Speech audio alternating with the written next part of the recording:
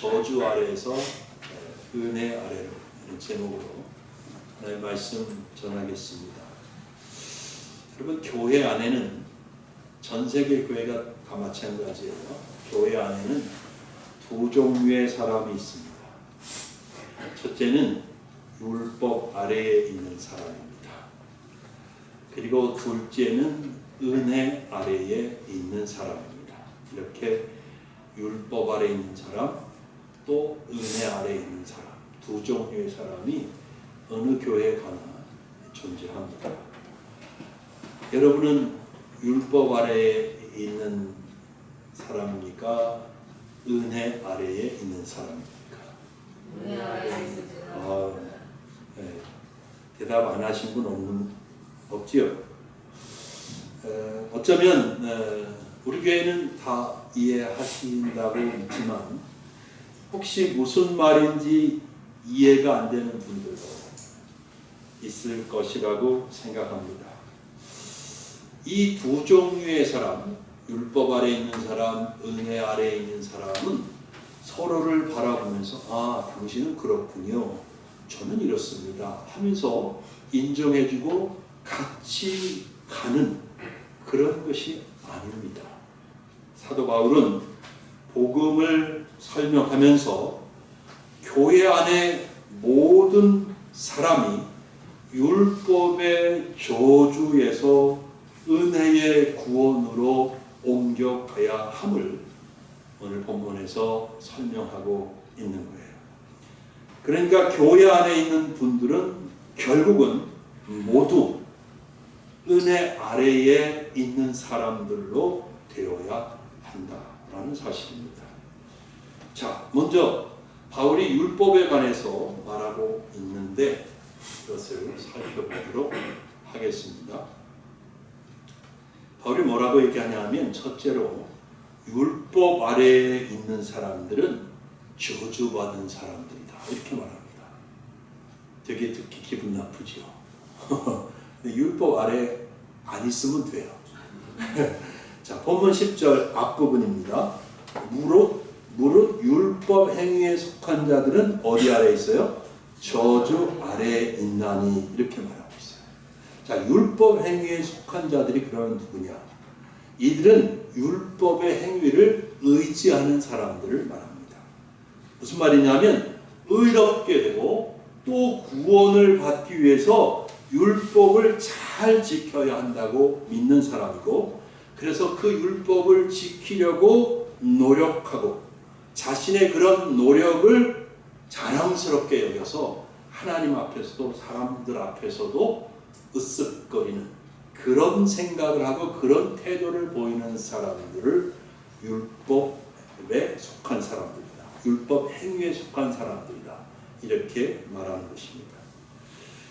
갈라디아 교회에 몰래 들어온 유대주의자들이 그런 사람들이었던 거죠. 그들은 뭐라고 거짓으로 가르쳤어요? 구원을 받기 위해서는 반드시 할례를 받아야 한다, 이렇게 가르쳤던 거예요. 그러면 구원을 받기 위해서 할례를 받아야 한다고 가르쳤으면 그것은 할례만 받으면 된다는 게 아니라 곧 율법 전체를 다 지켜야 하는 의무를 가지게 된다는 사실이죠. 이런 사람들을 율법 행위에 속한 사람들이다 하는 거죠. 여러분, 현대의 이 시대의 정통 유대인들도 되게 비슷합니다. 그들은 율법의 행위를 의지합니다. 그래서 안식일을 거룩하게 지킨다고 안식일에는 노동을 하지 않는데, 여러분, 땡볕 아래서 땀 흘리면서 삽질하고 곡괭이질하고 막 이런 노동을 생각하시면 안 돼요. 그 유대인들은 금요일 낮까지 음식 준비, 청소, 장 보는 거 이런 거 다 싹 마무리를 합니다. 안식일에는 아무것도 안 하고. 그리고 전기 스위치를 켜고 끄는 것도 일이라고 생각해가지고 유대인들의 집에는 자동으로 이 불을 켜고 끌 수 있는 전등 타이머를 다 설정을 해서 안식일에는 자동으로 킬 시간에 전기가 들어올 시간에 전기가 들어오게 하고, 꺼질 시간에 꺼지게 그렇게 만들어 놓습니다. 이분들은 안식일에는 엘리베이터 탔을 때 버튼을 누르는 것, 몇 층 가야지 하고 버튼을 누르는 것도 일이라고 생각해서, 여러분 실제로 이스라엘에 가면 일부 호텔에서는 안식일 엘리베이터라는 것이 있어요. 그래갖고 그 안식일 엘리베이터는 모든 층이 다 서도록 그렇게 설정이 되어 있습니다. 그러니까 버튼을 누르지 않고 모든 층에 서니까 내가 3층에 간다 그러면 2층에 서는 것도 감수해야 되고, 그리고 3층에 가는 거예요. 10층을 간다 그러면 1, 2, 3, 4, 5, 6, 7, 8 다 그때 서는 거 다 기다렸다가 10층에 가면 자기 내립니다. 유대인들은 안식일에는 운전을 하지 않습니다. 대중교통도 이용하지 않습니다. 물건을 사고 판다 이런 상업적인 활동도 절대로 하지 않습니다. 율법에 안식일을 거룩하게 지키도록 일하는 것을 금하고 있기 때문입니다. 여러분, 우리는 이런 유대인들을 보면서 아이고, 예수님이 오셔서 율법을 완성한 지가 언젠데 아직도 저러고 있나 하면서 웃어 넘길 일이 아니라는 거예요. 알게 모르게 현대 교회 안에도, 이 개신교회 안에도 율법 행위에 속한 사람들이 있다라는 거예요. 여러분 한번 스스로 자신을 생각해 봤으면 좋겠어요. 하나님 앞에서 자신의 행위와 공로로 의롭다함을 얻으려고 애쓰는 사람들이 있다는 사실이에요. 좀 더 구체적으로 현대 교회 안에서 나타나는 모습들은 이렇습니다.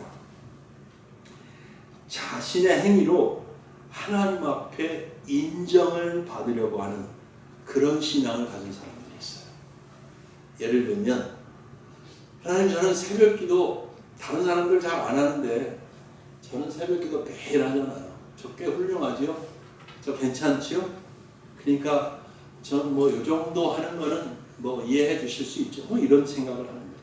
나는 봉사를 많이 하잖아요, 하나님. 그러니까 하나님 기쁘시죠? 제가 자랑스러우시죠? 뭐 이런 생각. 나는 열심히 하니까 저 사람보다 더 훌륭한 성도다. 이런 마음과 태도를 가지는 겁니다. 물론 여러분, 열심히 기도하는 것 좋은 일입니다. 그렇죠? 봉사하는 것 중요하죠.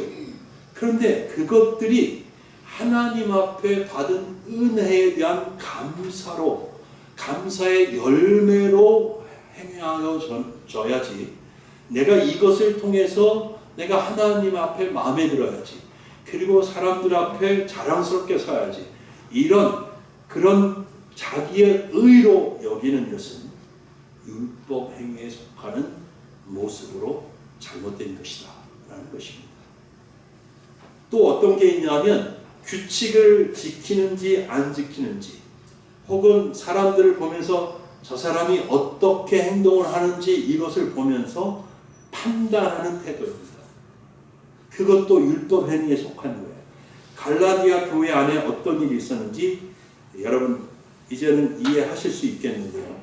할례를 받았는지 안 받았는지. 너 할례 받았어? 안 받았어? 성경의, 구약 성경에 이런 음식은 부정한 음식인데 너 먹고 있어? 안 먹어? 부정한 음식을 먹는지 안 먹는지, 또 어떤 절기를 열심히 지키는지 안 지키는지, 이런 것들을 보면서 아, 저 사람은 진짜 하나님의 백성이야. 에이, 저 사람은 그냥 엉터리야, 가짜야. 이렇게 판단하고 구별하는 모습들, 현대 교회에서도 비슷하게 있다는 거예요. 교회마다 또 독특한 문화가 있지요. 교회마다 강조하는 게 있어요. 목사님들마다 또 중요하게 여기서 강조하는 것들이 있는데, 그런 것들이 교회 전통이나 문화 비슷하게 되어가지고 그런 교회 안에서는 성도들이 그것을 해야 돼요. 그걸 지켜야 돼요. 그걸 안 하면 아이, 저 사람 믿음 없는 사람, 저 사람은 엉터리 신앙을 가진 사람, 이렇게 판단한다는 것이죠. 이것도 역시 현대 교회에 있는 율법 행위에 속한 모습이다라는 거예요. 교회 안에는 또 어떤 사람들이 있느냐 하면, 하나님의 은혜보다 자기 공로를 더 의지하는 사람들이 있습니다. 갈라디아 교회에 가만히 들어온 거짓 교사들이 전한 것이 뭐예요? 너희들 예수 그리스도를 믿는다고? 예수 그리스도를 믿어서 구원받는다고? 오케이, 좋아. 근데 예수님만 믿는 것으로는 충분하지가 않아라고 했던 거 아닙니까? 예수 믿는 것에 더해서 너는 무엇인가를 더 해야 돼. 더 공로를 쌓아야 돼. 하나님의 은혜도 필요하지만 너 자신도 하나님 앞에 뭔가 의로운 부분이 있어야 하는 거야 라고 가르쳤던 거예요. 그러니까 하나님의 의와 자기 의를 섞어버리는 것이죠. 예수 믿는 것만으로는 부족하다. 내가 무엇인가를 더 해야 한다. 그래야 하나님이 나를 기뻐하시고 나를 받아주실 것이라고 하는 그와 같은 사고 방식인 거예요. 이 역시 율법 행위에 속한 것으로 바울은 이 사상과 싸우고 있는 것입니다. 여러분, 이제 가만히 생각해 보십시오. 여러분 안에 내가 무엇인가를 해서 다른 사람이 안 하는 무엇인가를 해서 다른 사람들이 하는 것보다 더 많이 하고 더 열심히 하고 더 온전히 해서 내가 그것으로 하나님에게 인정받고 싶어하는 그런 욕구가 있는지 한번 자기를 살펴보시기를 바랍니다. 만약에 여러분 중에 그런 생각을 하는 분이 있다면 율법 행위에 속한 것입니다. 그리고 성경은 이렇게 율법 행위에 속한 사람을 뭐라고 해요? 저주 아래에 있다라고 합니다. 바울이 이렇게 강하게 말하고 있잖아요. 굉장히 강하잖아요. 저주 아래에 있습니다. 이거는 신명기 27장 26절 말씀에 그 근거를 두고 있는데 바울은 본문 10절 하반절에 이 말씀을 인용했습니다.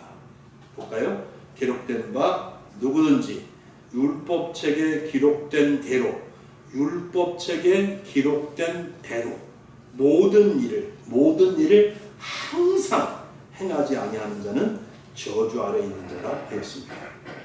자, 동서고금을 막론하고요. 율법을 기록한 대로, 기록된 대로, 말씀의 율법에 기록된 대로 모든 율법을 항상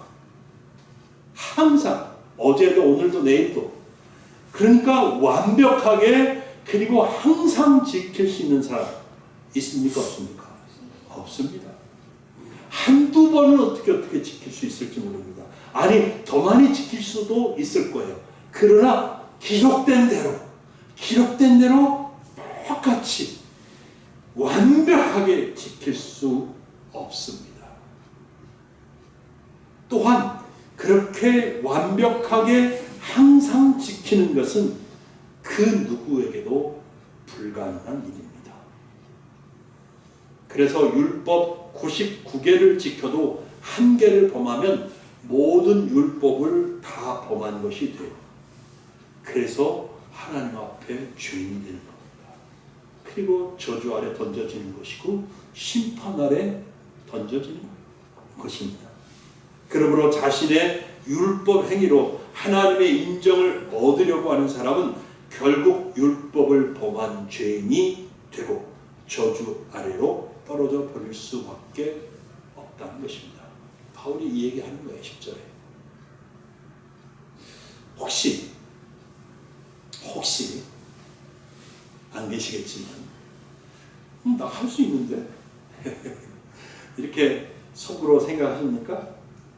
내가 정말 이 악물고 하나님 앞에 한번 열심히 해보면 그거 못할까 하면서 혹시나 할 수 있다고 생각하십니까? 헛된 생각입니다. 교만한 생각입니다. 사도 바울이 본문 11절에 선언합니다.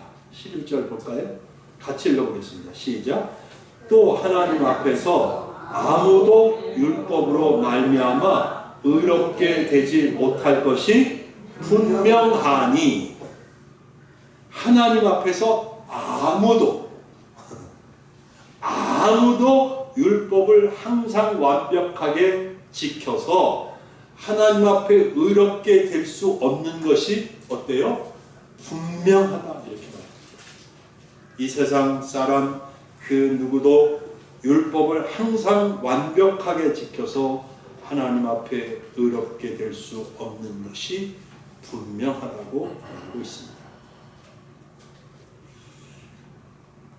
아니, 그래도 이 세상에 정말로 훌륭한 사람들이 많지 않습니까? 그렇게 생각하는 분들이 있을지 모르겠어요.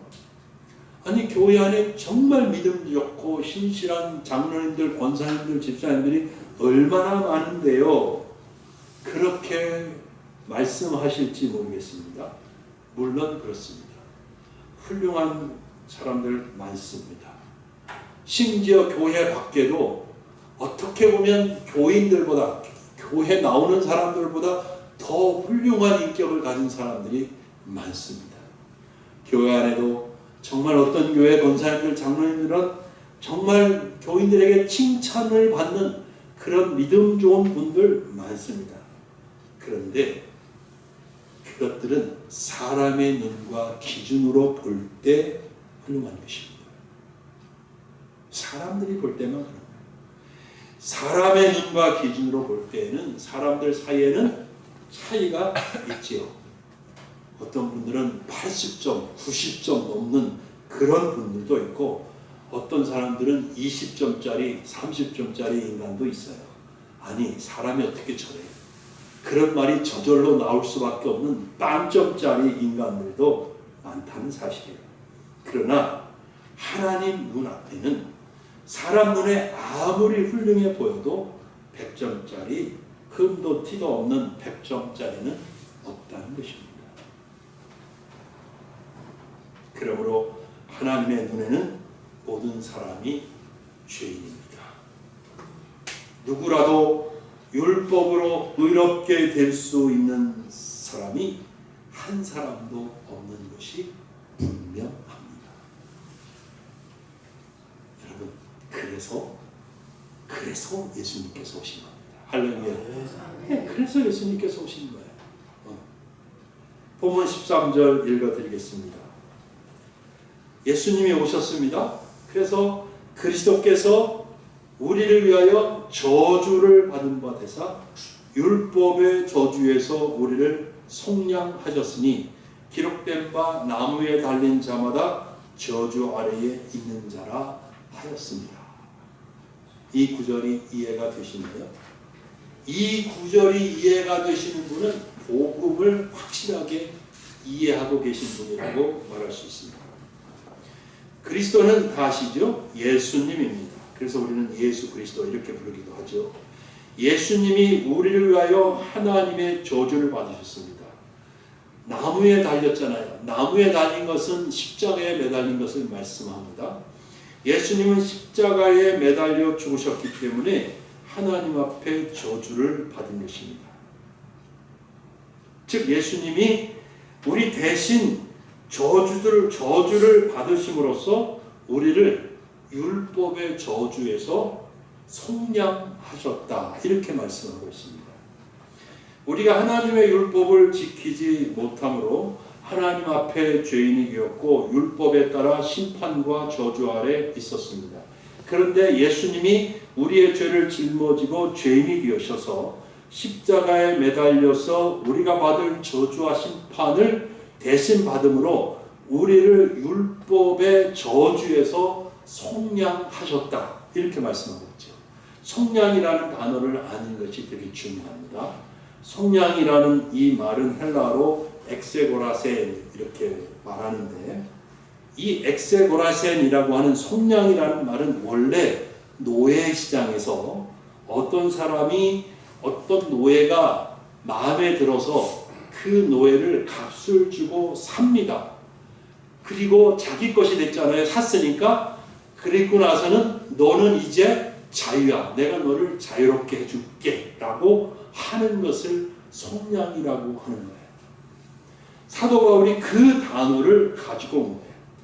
그러니까 무슨 말이에요? 예수님이 우리를 율법의 저주에서 속량하셨다는 것은 예수님이 우리 대신 죽으심으로써 우리 죄에 대한 값을 지불하시고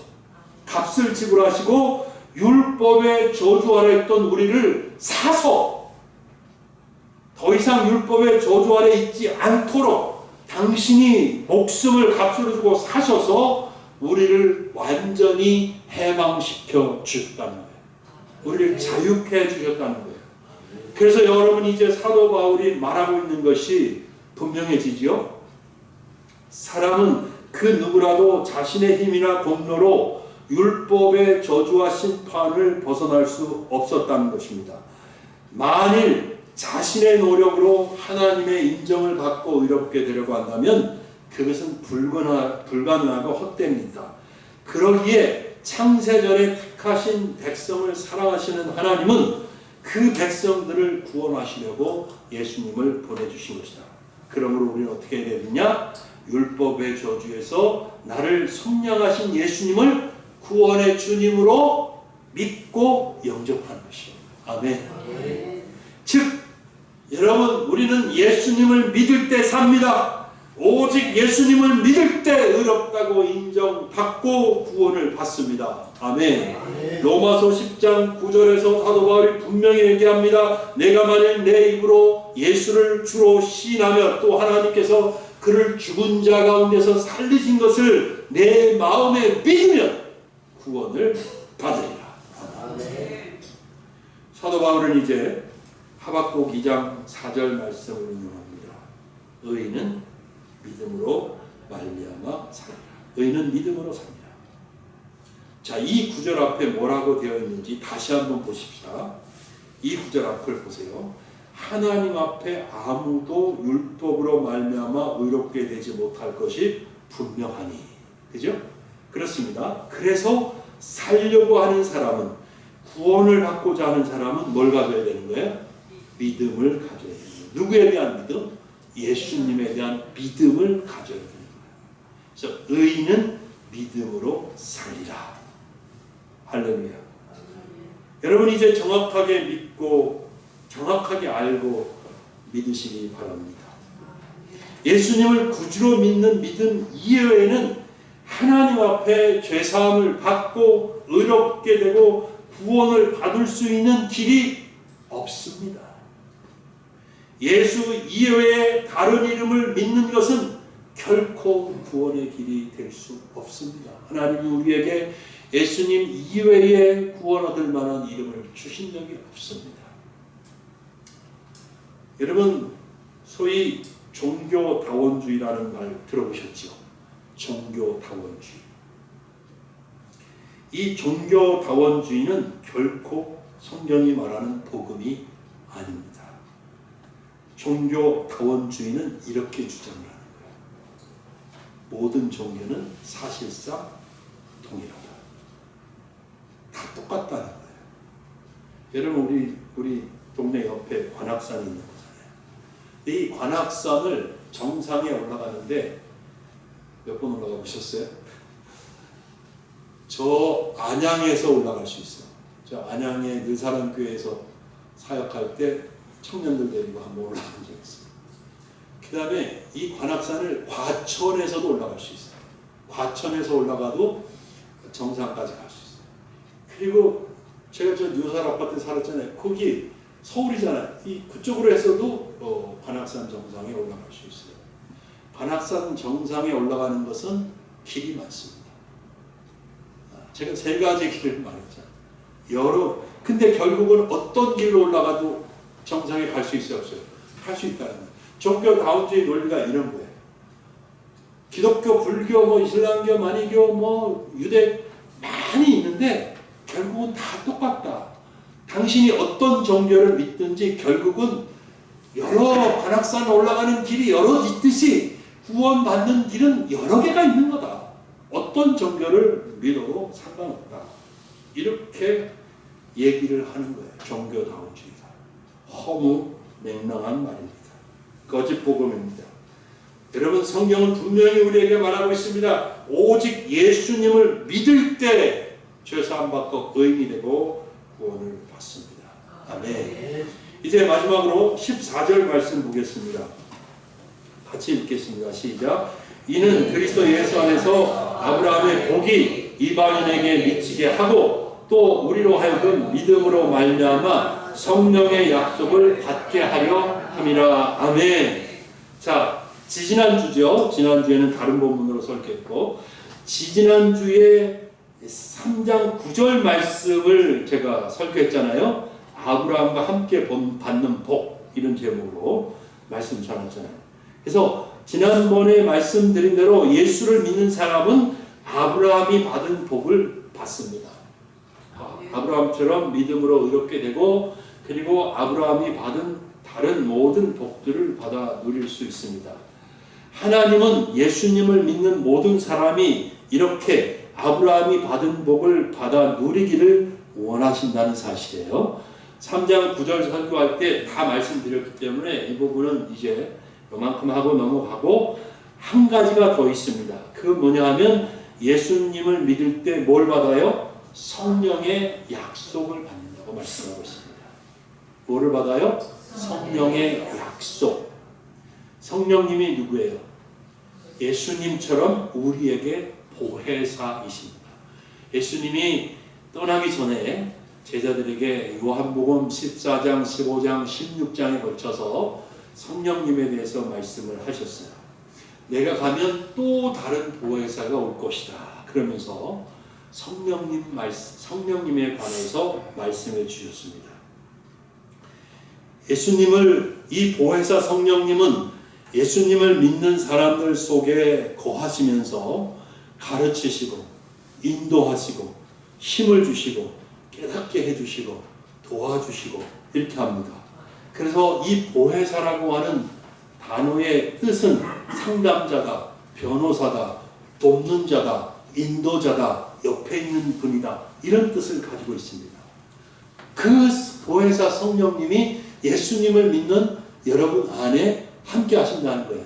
예수님은 말씀하셨어요. 내가 너희를 고아와 같이 이 세상에 여러분 홀로 내버려두지 않겠다. 그러면서 성령을 보내주실 거라고 말씀하셨거든요. 그래서 여러분은 고아처럼 이 세상에 혼자 있는 게 아니라 보혜사 성령님과 하루 24시간 1년 365일을 항상 같이 있는 거예요. 그 성령님께서 여러분들이 힘들고 어려운 일을 만났을 때, 혼자 감당할 수 없는 이 어려운 일을 만났을 때 지혜와 능력과 힘을 공급하시는 겁니다. 순간순간 하나님의 뜻을 알게 하시고 그 뜻을 따라가도록 여러분과 저를 인도하십니다. 그래서 너무너무 이 보혜사 성령으로 충만해야 되는 것이 중요하기 때문에 사도 바울이 에베소서 8절에서 술 취하지 말라, 이는 방탕한 것이니 오직 성령의 충만을 받으라, 이렇게 말씀한 것입니다. 예수님을 믿고 성령님이 내 안에 거하신다는 사실은 엄청난 은혜 아닙니까? 이게 여러분 성령님의 은혜를 누리지 못해서 마음에 와 닿지 않을 수 있어요. 그래서 여러분 성령님을 충만함을 사모하고 성령님과 동행해 보시길 바랍니다. 이 성령님이 나와 함께 하시고 내 삶을 이끌어 가시는 것이 얼마나 놀라운 은혜이고 축복인지를 경험해 보실 수 있기를 예수님의 이름으로 축복합니다. 성령님이야말로 우리가 이 세상에서 혼자가 아니고 이 세상에 정말로 우리가 온전히 믿고 의지할 수 있는 든든한 백이 된다라는 사실입니다. 이제 말씀을 맺겠습니다. 사랑하는 여러분, 다른 복음은 없습니다. 특히나 율법 행위에 속한 자가 되지 마시기 바랍니다. 교회 안에 많습니다. 교회 안에 진짜 많습니다. 율법 행위에 속한 자가 너무 많습니다. 여러분 절대 율법 행위에 속한 자가 되지 마십시오. 그렇게 되면 여러분은 하나님 앞에 결코 의롭다함을 얻을 수 없습니다. 그리고 구원도 저는 보장 못하겠습니다. 오직 예수 그리스도를 믿는 길만이, 이 한 길만이 죄사함과 의롭다함을 얻고 구원하는 유일한 길입니다. 할렐루야. 예수님이 요한복음 14장 6절에 말씀하신 대로 예수님이 길입니다. 예수님이 진리입니다. 예수님이 생명이십니다. 그러므로 예수님 이외, 예수님 아닌 다른 무엇, 다른 누구를 통해서는 결코 하나님 앞에 갈 수가 없습니다. 아멘. 할렐루야. 이 예수님을 믿는 믿음을 선물로 주신 하나님의 은혜와 사랑을 감사하고 찬양합니다. 이 믿음 안에 견고하게 서 계실 수 있는 우리 신림소망교회 성도님들이 되시기를 예수님의 이름으로 축복합니다. 기도하겠습니다.